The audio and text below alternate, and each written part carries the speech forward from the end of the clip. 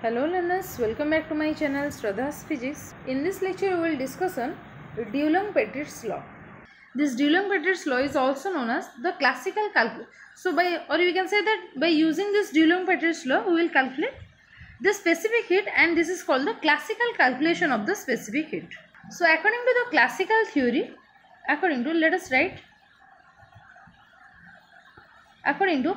theory,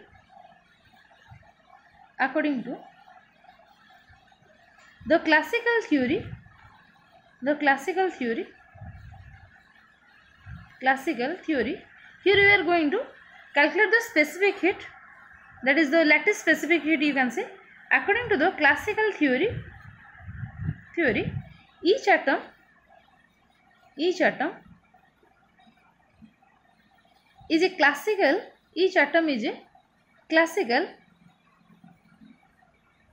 three-dimensional harmonic oscillator. It is a three-dimensional harmonic oscillator which vibrates independently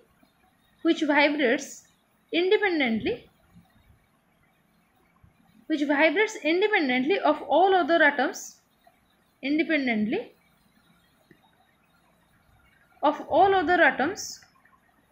all other atoms in a crystal,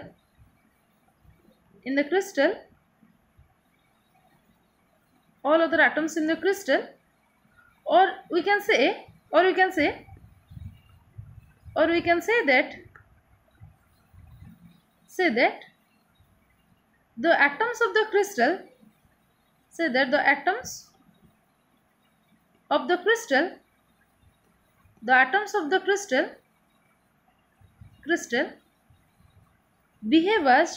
behave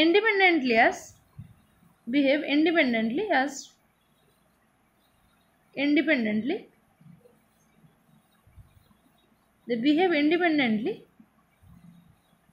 as classical harmonic oscillator. So in case of this is the Dulong-Petit's consideration, you may say that. So according to this classical theory, or according to Dulong-Petit, each atom is a classical three-dimensional harmonic oscillator which vibrates independently of all other atoms in the crystal, or we can say that the atoms of the crystal, they behave independently as a classical harmonic oscillators. Okay, so we can say the internal energy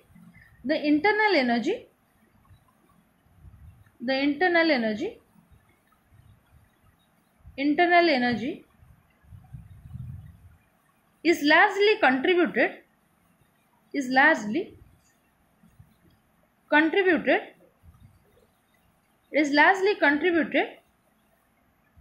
due to vibrational energy,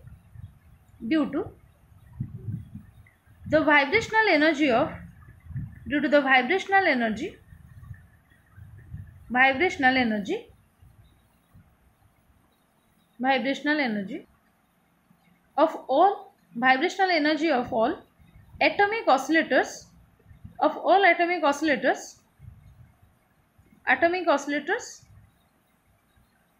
or lattice points, you can say, or lattice points present in the solid.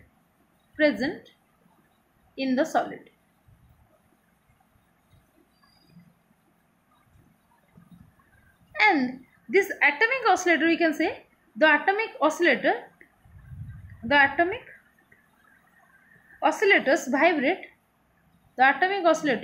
vibrate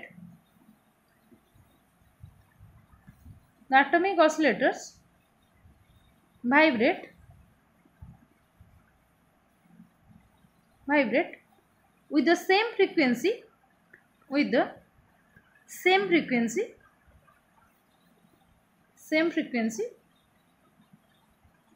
but their energies are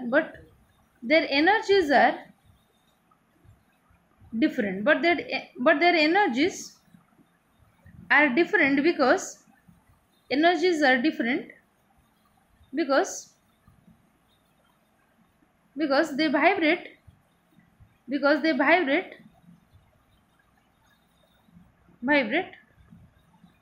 with a different amplitude, because they vibrate with different amplitudes. Different amplitudes. Okay. Now you can see here again, the internal energy is largely contributed due to the vibrational energy of the all atomic oscillator. That is, each individual atom, they will behave as a harmonic oscillator, or we can say that that is a classical harmonic oscillator. Or the lattice point present in the solid, you can say that the internal energy, it is largely contributed due to the vibrational energy of the lattice point present in the solid. So the atomic oscillator, they will vibrate with the same frequency.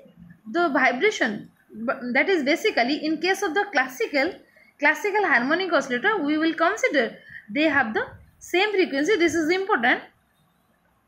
They will vibrate in the same frequency, but their energies are different because they vibrate with the different amplitude. So basically it has the same frequency. Okay, they have the same frequency. So we can write now, there is no restriction. There is no restriction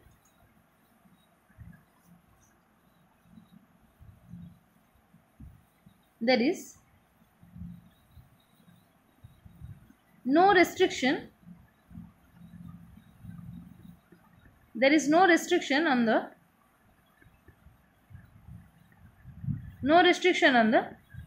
energy values,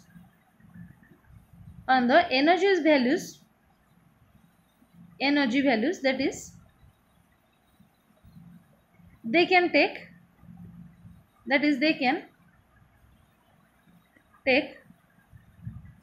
a continuum of energy value, that is, they can take a continuum of energy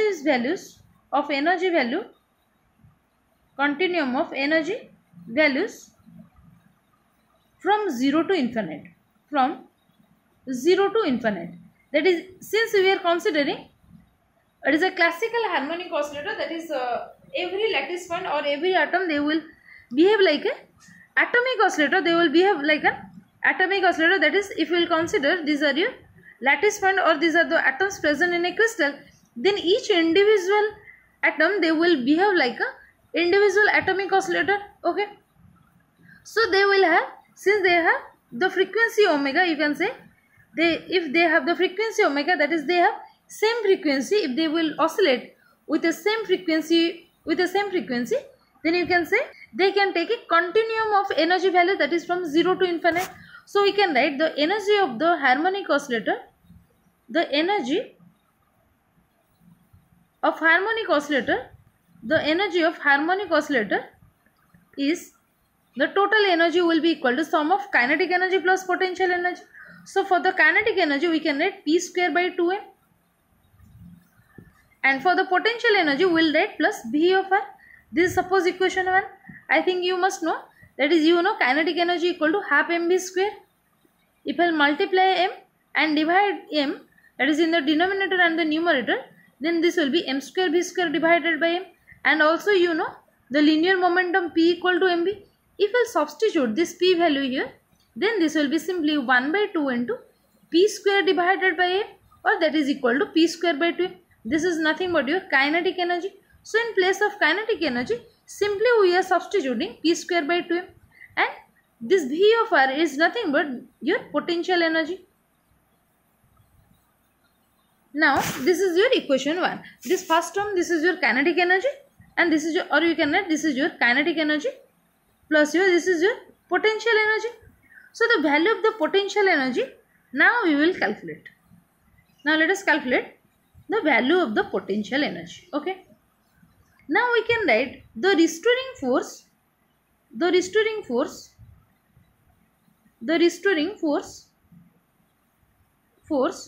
of the harmonic oscillator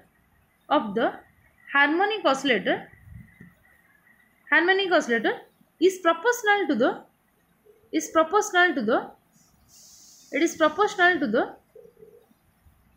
elongation, that is suppose x, but it oppositely directed. But oppositely directed. Oppositely directed. So we can write the force will be equal to minus kx. As in case of the spring constant, we write k is your spring constant. So similarly here we can write this is your elastic constant. So here k equal to the elastic constant, you may write this is your elastic constant. Okay. This is your elastic constant. Now, you know, you can write F equal to negative gradient of the potential, that is minus dou v by dou x you can write. Or simply we can write this implies F dx will be equal to minus dv. And again, if I integrate both sides, then this will be, if I integrate this one, then this will be v equal to minus of integration f dx, or if I put the value f equal to minus kx, now this simply, this minus sign, this becomes plus sign. So let me write directly, this will be equal to integration over kx dx. This integration over kx dx, and it varies from 0 to x. Or simply if I write this potential energy will be equal to the constant k taken outside. This x dx integration will be x square by 2. Okay. Now this k is nothing but m omega square, and if I will write, this will be m omega naught square x square divided by 2, or this is 1 by 2 of this much. Here k we have substituted m omega naught square. Okay. So the potential energy we have calculated, that is 1 by 2 m omega naught square into x square. Simply if I will substitute this potential in this equation, that is equation 1, this is suppose equation 2. If I will substitute equation 2 in equation 1, so let us write, putting equation 2 in equation 1, E will be equal to p square by 2m plus 1 by 2 m omega square, m omega naught square into x square. Okay, where m is the mass and omega equal to, omega naught equal to, we can say the natural frequency of the harmonic oscillator. This is the natural frequency of the harmonic oscillator, Now we can write the total energy of the solid,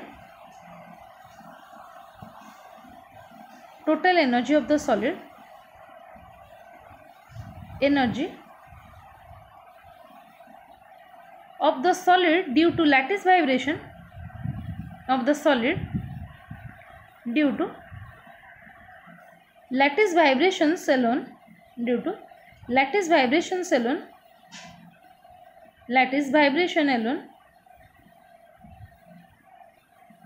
at a given temperature,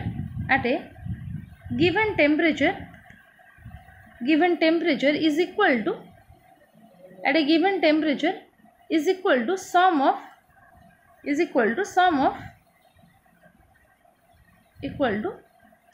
the energy,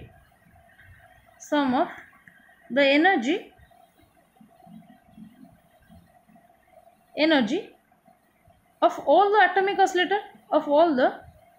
oscillators, that is if we will sum, or if we will add the individual energy of all the atomic oscillators, then we will get the total energy of the solid atomic oscillator. Okay.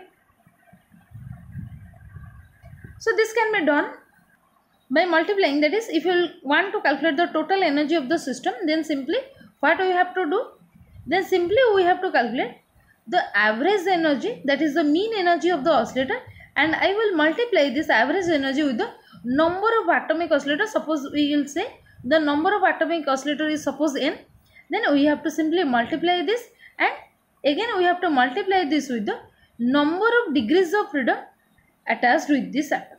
That is, for each individual atom, the number of degrees of freedom correspond to that atom. So now we can write this E bar is nothing but the mean energy of the oscillator. This is the mean energy of the oscillator. This is the mean energy of the oscillator, and this n represents here or let me write it here. This n equal to the number of atomic oscillator. N equal to the number of atomic oscillator. Atomic oscillator.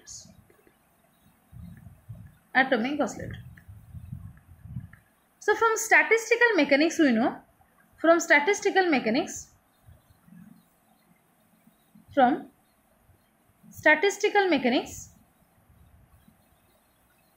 the number of atomic oscillator,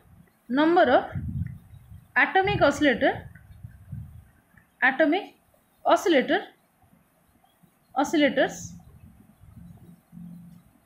Dn, suppose Dn having energies lying between,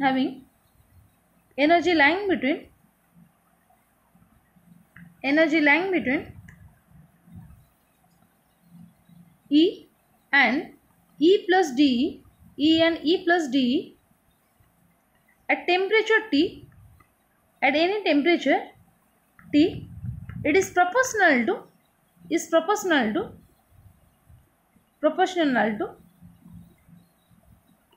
exponential minus E by kT. This is proportional to exponential minus E by kT.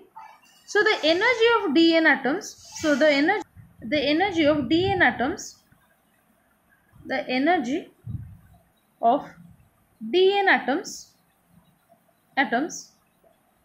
is proportional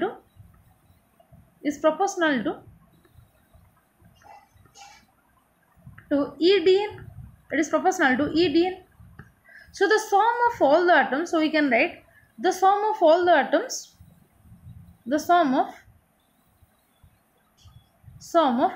all the atoms will be proportional to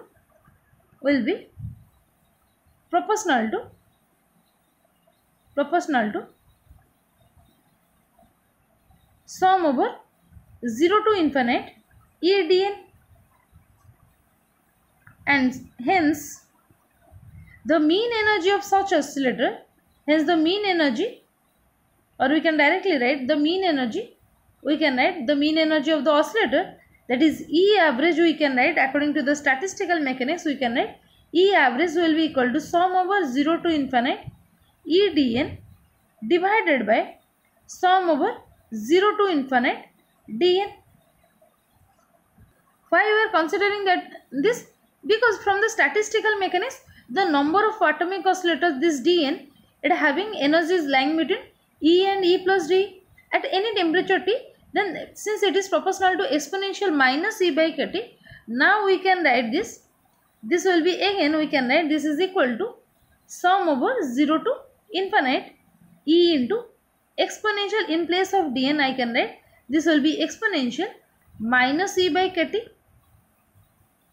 Okay, and again divided by sum over 0 to infinite, we can write this will be exponential minus E by kT. Okay, this is suppose equation 3. Now if I will put this, in this case if I will put the value of energy here in this part, that is if I will put the value of the total energy, that is we have calculated, here you can see, here we have calculated this total energy E equal to P square by 2m plus 1 by 2 m omega square x square.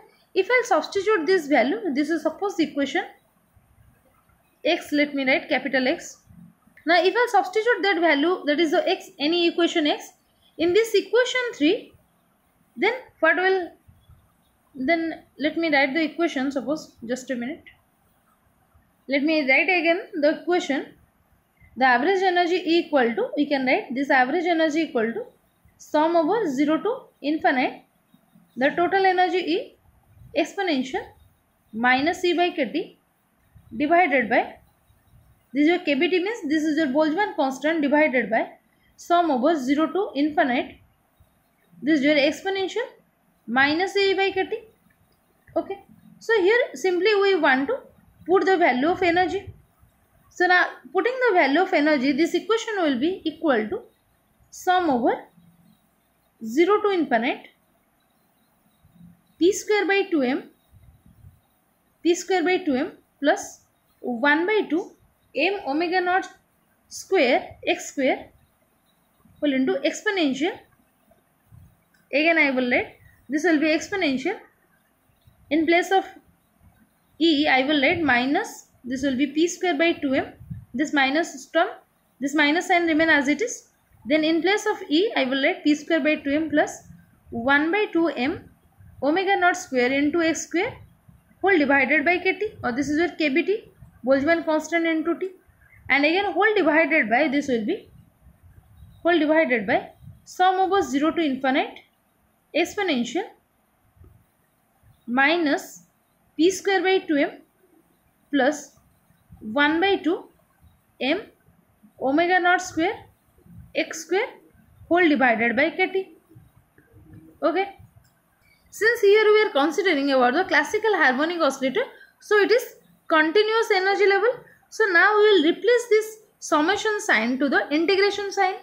So changing the summation sign to the integration sign, then this average energy will be equal to integration over 1 will for the linear momentum and another integration for your position. So this will be p square by 2m, this will be p square divided by 2m plus 1 by 2 m omega naught square x square whole into exponential minus p square by 2m kt. This kt here, that is divided here, this is p square divided by 2m kbt, that is Boltzmann constant, into I will write exponential minus m omega naught square x square divided by 2 kt, that is 2 kbt whole into, this is your dpx, that is the linear momentum along the x coordinate, into the dx whole divided by, this divided by integration over p as well as x. This will be exponential, I will separate the term, that is exponential minus p square by 2m kt, that is kbt, into exponential minus m omega naught square x square divided by 2 kbt into dpx into dx. Now you can see the whole expression is like this. Simply we have just separated this term, that is for the linear momentum I have written this term, and for the position I have written this term, that is the exponential term. Now we will separate these two terms, that is for p square by 2m when it will get multiplied with this total exponential term, this is your first term, and again when you will multiply this potential term, that is 1 by 2 m omega naught square x square with this total exponential term, then you will get the second term. So let me write that expression again. So this will be E average will be equal to, let me write it here,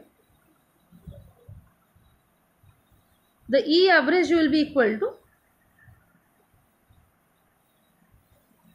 E average will be equal to, you can see here in this expression I will write first p square by 2m, this is integration over, let me write integration over minus infinite to plus infinite, this is actually the linear momentum integration, p square divided by 2m exponential of, only I will write minus p square by 2m kt into dpx divided by, I will tell you why I have written only this term, integration over minus infinite to plus infinite exponential minus p square divided by 2m kt into dpx, again plus, this will be integration over minus infinite to plus infinite. For the second term I will write 1 by 2 m omega naught square x square into exponential minus m omega naught square, I will tell you just a minute, let me write completely, m omega naught square x square divided by 2 kt into this dx integration whole divided by, this is integration over minus infinite to plus infinite exponential minus m omega naught square x square divided by 2 kbt whole into dx. Now I will explain you. Let us see here. In this case, when we will multiply, let me show you. When you will multiply this p square by 2m term with this total exponential term and you will divide this term here, since you are integrating only with respect to the p term, that is the linear momentum term, that is when you will multiply this p square term with this total exponential term. Now you can see that here another term will present, that is this is into, in the first term this is into integration over the x, that is exponential, this term total, this term into dx will present, and here also this integration x as well as this exponential, this much term will also present, sorry, this exponential term as well as this dx term will remain. So if I cancel this total term, that is integration over x exponential minus m omega naught square x square divided by 2 kt into dx, that is from the denominator and numerator, you will get this first term. Okay, and similarly if we will consider for the second term, you can see here this half m omega naught square x square will get multiplied with this total term, and here this exponential term as well as this dx term will remain as it is. And again, if we will integrate with respect to p, and if we will multiply this exponential minus p square by 2m kt with this dpx term, that is again I will show you. If we will multiply this integration, that is this is suppose integration with respect to the dpx, this exponential term will remain, and this dpx term, if it will get multiplied in this part and divided by the same expression, that is integration over p into exponential this term into dpx, then this term also get cancelled. So the remaining term will remain as it is. Okay. Now this is our final expression. Now if we use the standard integral, that is the integration over 0 to infinite exponential minus alpha u square into du, that will be equal to 1 by 2 root over pi by alpha. Okay. And also another standard integral, and also integration over 0 to infinite, if u square is multiplied here with the exponential minus alpha u square du, then this will be simply the derivative of this with respect to the alpha. This is simply 1 by 4, this is simply 1 by 4 pi by alpha cube whole power 1 by 2. Okay, or you may write like this is your root over of, you may write like this is your root over of pi by alpha cube. Okay, this is the same. Now if you substitute this value, or if you will apply this formula in this equation, now you can see in the first term, if I will apply, you can see here this p square by 2m into exponential this much term into dpx. So if you will compare with this equation exactly, then you may write like this is your, let me write it here, this is equal to simply, this is equal to, in place of 1 by 2m, let me write first 1 by 2m into, since the integration is from minus infinite to infinite, but here you can see this integration is from 0 to infinite, so simply I have to multiply 2 here. Okay, into this will be 1 by 4, this is 1 by 4 into root over pi by alpha cube. So here I will write root over pi, or let me write root over pi into, in place of alpha you can see minus alpha u square, this is in this expression, this is minus alpha u square, that is the coefficient of u square, and also here in this case u square is your p square, the coefficient of p square is 1 by 2m kt, this is your 1 by 2m kt. So if I will divide this, that is 1 by alpha is nothing but your 2m kt, so this is your 2m kt power cube, again the root over of this, or if you like this is 3 by 2, or this is simply 3 by 2. Okay, so we have substituted this value 1 by 4 pi by alpha cube root over, again this will be divided by this divided by exponential minus p square by 2 mkt dpx. Or if I'll compare with this expression, now you can see this will be again this from minus infinite to plus infinite. So I have to multiply 2 here. So 2 into here 1 by 2, this 1 by 2 here. So 1 by 2 into pi by alpha root over. So here this is root over pi into, in place of 1 by alpha you can see here again the 1 by alpha will be equal to 2 mkt because the coefficient of p square is 1 by 2 mkt. So this will be 2 mkt power 1 by 2. This is 2 mkt power 1 by 2. And similarly you can write the expression for this second term. So for the second term similarly we can write plus this will be, for the integration minus infinite to plus infinite, here I will multiply 2 into this 1 by 2 term is present here. So this will be into 1 by 2, again into I will write 1 by 4 here. So this will be 1 by 4 into 1 by 4 into root over pi. In place of 1 by alpha cube you can see here the coefficient of this x square is m omega naught square divided by 2 kt. Okay, and also here this m omega naught square is present here. So here I will write m omega naught square.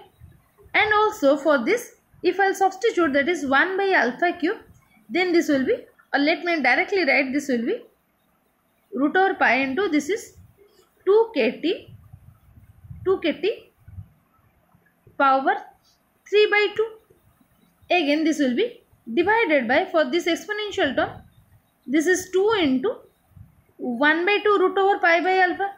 Now here we have to put this integration value, that is 2 into 1 by 2 into the coefficient of x square, that is here I will write this will root over pi into 2 kt power 1 by 2. Now you can see here from the first term this 1 by 2 get cancelled with this 1 by 2 first. Okay, again this 2 get cancelled, root over pi get cancelled. This is 2 mkt power 3 by 2 and here this is 2 mkt power 1 by 2. So 3 by 2 minus 1 by 2, that will be 1. So this will be, and also here 1 m is present here. So m also get cancelled. So that will be equal to, the first term will be kt divided by 2 because this 1 by 4 is also present here.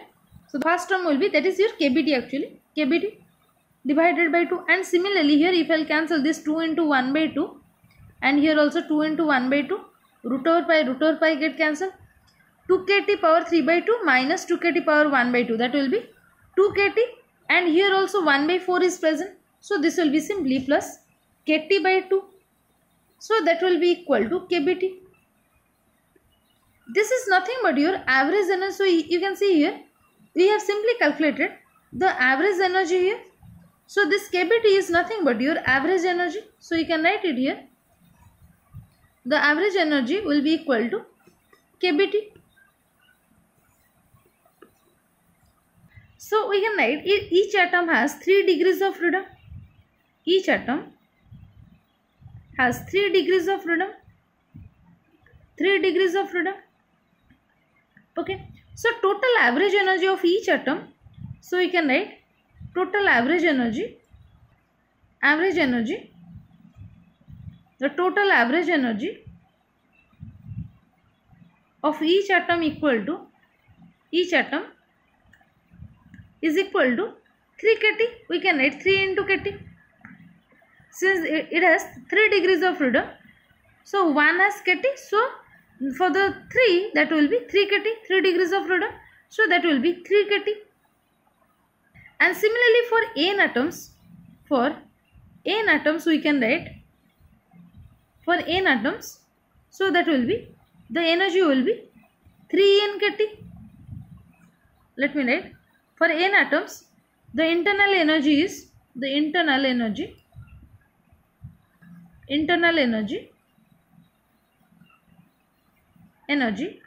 let me write that U equal to, that is the total internal energy. Okay, so U will be equal to 3n kbt. Kb means the Boltzmann constant into T, or simply in place of Nk if I'll write R, so this will be 3 RT. Now the specific heat, or we can write the atomic heat capacity at constant volume, atomic heat capacity at constant volume, we can write Cv will be equal to du by dt, and if we'll take the derivative with respect to the T for the 3 RT, here the T is the temperature, so that will be equal to 3A, or which is near equal to 5.96 calorie per mole Kelvin. Calorie per mole Kelvin. Okay. So it means that in case of the classical theory, the heat capacity of all the solid element, it should be constant or independent of the temperature. And for a 1 mole of any solid element, it always equal to 6 calories. It is the Dulong-Petrit's law. And we can say that this is correct for the element which has the atomic weight greater than 40. Having atomic weight greater than the 40. Okay. And above the room temperature, this law breaks down. That is, or we can say that, so this is simply, let me write it here. When the atomic weight is greater than the 40, that is at some room temperature, then Dulong-Petrit's law holds good. But when this is, if I consider for the low temperature region, Dulong-Petrit law, it fails. Okay, that is, if we plot a curve for the temperature versus the Cv, this is your suppose Cv, and this is suppose your temperature T. This is suppose, let me write, this is suppose temperature T, and this one is suppose Cv. Okay, and let me write it here. Suppose 0, 100, 200, 300 and so on. Okay, 200, 300, 400 and so on. And in general case, it is somehow like this. Okay, this is the general curve. In practical curve we can say. But in case of the Dulong-Petrit, the curve is, suppose this is at 3R point, it is always constant. That is in the low temperature range, the specific heat of all the substance is found to approach 0. But with the application of the quantum theory, this discrepancy has been removed. This was by Einstein. That law was given by Einstein, and according to the quantum theory, we will consider in the next class, we will see on the basis of the quantum theory, the energy spectrum of the atomic oscillator that we have considered here, that is, they will vibrate in the same frequency, that is omega, in case of the classical harmonic oscillator. But in quantum case, we will consider the energy level that here we have considered in classical case, that is the continuous in nature. But in case of the quantum, we will consider the energy level, these are in the form of discrete manner, they are not continuous actually. That is the energy we have considered, that is h cot omega, that is not h cot omega basically. In the quantum case, we will consider this energy, that is for the quantum oscillator, this will be n plus half h cot omega, or this will be simply n plus half h nu. Okay, so this is the basic difference between the classical theory and the quantum theory, or you can say the Dulong-Petrit law. And in the next class, we will see about this. We will consider this energy level in case of the Einstein, that is, we will consider the atom or the lattice point, they will vibrate with this suppose frequency omega, then the energy they will have, that is n plus half h cot omega. So for that case, we will also calculate the specific heat, and we will compare that the Cv with the temperature, that is the specific heat at constant volume with the temperature, and we will see what will happen to that result. So this is all about your Dulong-Petrit's law, or you can say the classical calculation of the specific heat. And the most important thing is that it fails at the low temperature region. So let me write it here. This 3 here, this is your Dulong-Petrit's, this is for your Dulong-Petrit's or the Dulong-Petrit's law. Let me write, this is your, according to Dulong-Petrit, this Cv equal to 3A, So here simply this curve represents the Dulong-Petritz curve. Okay, this is all for today. Thank you.